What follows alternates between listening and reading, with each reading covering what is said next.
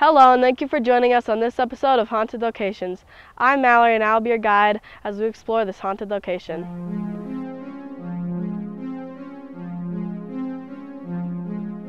Today we will share with you the folklore and history of Riverdale Road in between Thornton and Brighton, Colorado. Today we have with us two eyewitnesses to some of the strange happenings that have happened here at Riverdale. So let's begin. Today we are here with Joseph Milnes and Angela Romero, and they have been here and seen some strange things happen. So can you guys just tell us what made you come here at first? Well, back in 2007, it was my senior year of high school. It was rumor around the school that, and among my friends, that this whole road was haunted, and there was stories of a lady in a white dress that you could see if you drove by at night, and like stories of like people getting in really bad car accidents on the road, and just overall hauntings in general, just weird stuff, lots of rumors.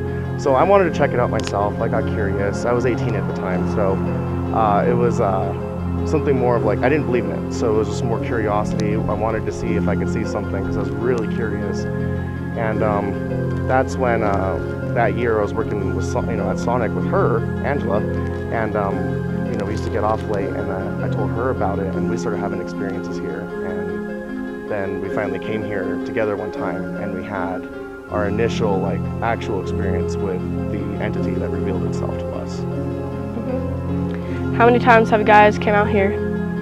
We've been here numerous times. I'd say at least over 20, both individually and with friends and family and stuff.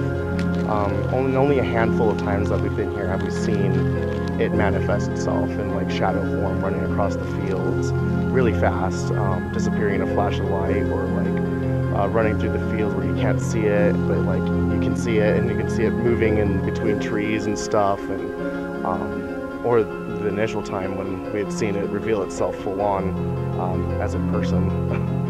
So I would definitely say quite a numerous amount of times, and yeah, very familiar with this place. The 11-mile stretch of winding Riverdale Road in between Thornton and Brighton, Colorado is known to local tales as haunted by almost every supernatural being imaginable. All you have to do is search on the internet for Riverdale Road in Colorado, and this is what you will find. A ghostly white lady, phantom joggers, demons, talking animals, devil worshippers, witch hangings, and even the gates of hell. If this is true, Riverdale Road is one of the most haunted places out there. With so many stories about this road, we'll focus on one, the gates of hell. The gates of hell have been reported all over the world, including right here in Adams County. Local reports put the gates of hell at the northern end of Riverdale Road, where it gets distinctly more hilly. The hills apparently surround the building where local teens say is the gates of hell. Local lore says that the building was used to do some odd rituals, one of which including the murder of a child. The gates of hell is very hard to find. At this moment, we have no information to back up the cult being involved in the murder of a child.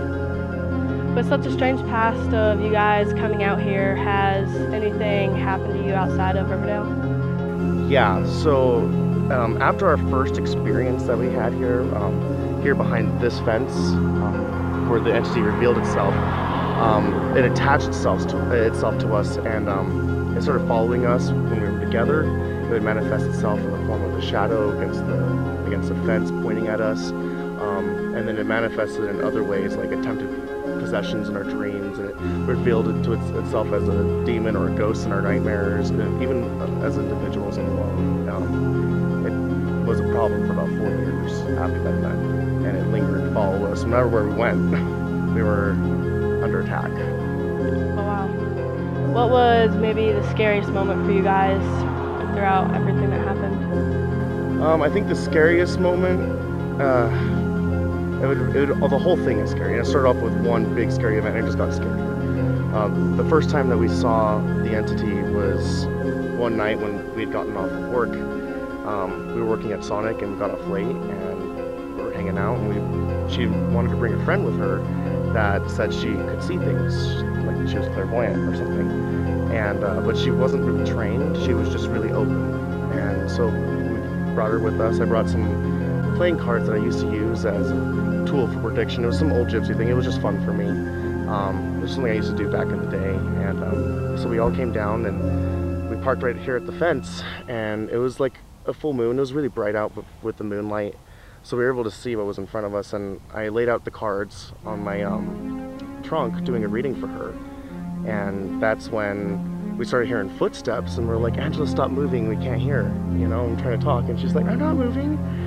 And we were like, okay, whoa, stop, and then we all stopped, stood still, and in that gravel right there, we heard footsteps walking towards us, kind of slowly, but it was like crunch, crunch, and we heard it coming closer to us, and so we freaked out, and we got into my car, and my car wouldn't start immediately. It was like a scene from a scary movie, and we couldn't just get it to start up right away. And we started hearing this roar around the car, like something was circling around us, like a whoosh, and I felt like there was like things touching the car, and like it was shaking a little bit. There's little rocks dinking at us, and her, Angela, and our friend April were getting really freaked out. April freaked out first in the back seat, and then for me and the girl saw it together. April, Angela was so scared, she was like praying in her hands, like just saying, let it go away, let it go away. And I said, I'm not scared, and I turned on my headlights, and there was a man standing behind the fence, and he had a white top hat and a white suit like what I'm wearing,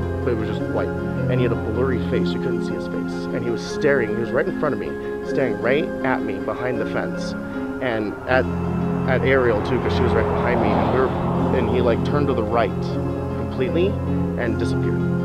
And me and April were like, oh my god, she just said, we were so shocked. I had never seen anything like that before in my life. And so that's when we were like, okay, we gotta go. And my car turned on, and we were able to dip out. And then on the drive back home, we could see this purple tint on our hands. It was sunrise, and we could see this purple tint, and it wouldn't go away for at least an hour. And we were able to finally get up to the end of the street and get to the gas station to get gas and just kind of collect ourselves. And there were handprints all over my windows in my car, like little handprints, large handprints.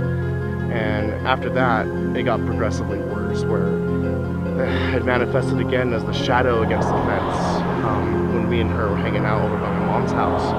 And it was the man in the hat, but in a shadow form, pointing at us, like telling something to go our way. And we got this really eerie feeling, this really creeped out feeling, and that's when we dipped. That's when we left that area.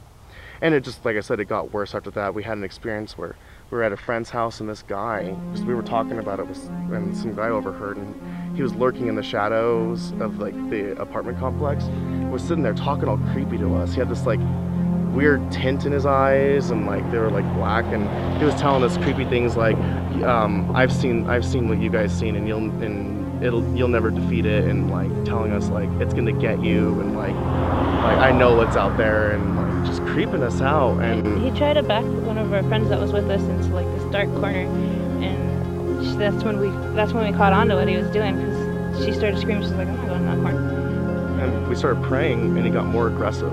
He started getting more threatening and saying, it's gonna get you, it's following you.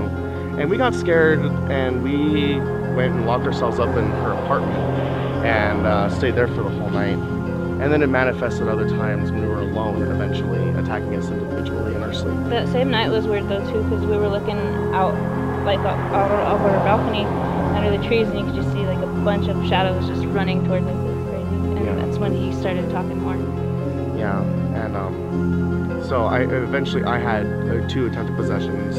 I had a destroyed relationship during that time, and that last possession attempt was the scariest, because it was a very vivid dream. I felt it was very real, and in my dream I looked behind me, and there he is standing in my window staring at me, but casted as a shadow through my window. And that's when I felt like I jumped back to my body, and I was half asleep, half awake, convulsing in my bed, and I was growling. I was trying to make myself move, and I couldn't. And I was growling like I never could before, like my vocal cords went so deep, and I was shaking, and I eventually ended up passing out, dreaming, like trying to escape. And that's how I realized that was how it successfully got into me. and it attached itself to me.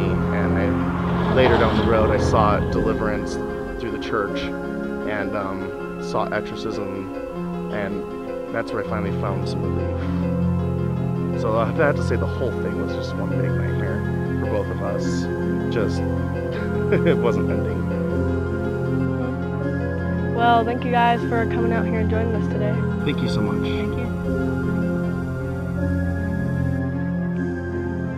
The infamous mansion, Woolport Mansion, caught on fire Friday, November 28th at approximately 1 a.m. It burnt to the ground. A complete era of history was lost with this mansion. Next time you find yourself driving down Riverdale Road, think to yourself, is this story true or is it just folklore? Thank you for joining us on this episode of Haunted Locations.